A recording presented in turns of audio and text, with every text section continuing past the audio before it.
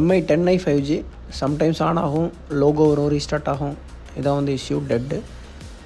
இது வந்து நம்ம செக் பண்ணி பார்த்ததில் CPU தான் இஷ்யூ. காமனாக CPU ஃபால்ட் இந்த மாடலுக்கு வரும்.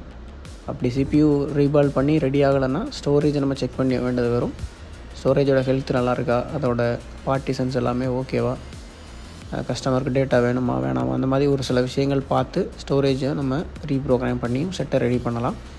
இந்த ஃபோனில் ஃபஸ்ட் லெவல் ரிப்பேர், CPU ப்ராப்பராக போர்ட்லேருந்து ரிமூவ் பண்ணி எந்த ஒரு பிரிண்ட்டும் மிஸ் ஆகாமல் குவாலிட்டியான PPD ஃப்ளெக்ஸ் யூஸ் பண்ணி CPU ரீபால் பண்ணி போர்டை க்ளீன் பண்ணி திரும்ப ஃபிக்ஸ் பண்ணதுக்கப்புறம் இந்த செட்டு கஸ்டமர் டேட்டாவோட இந்த ஃபோனு வந்து ரெடி ஆயிடுச்சு.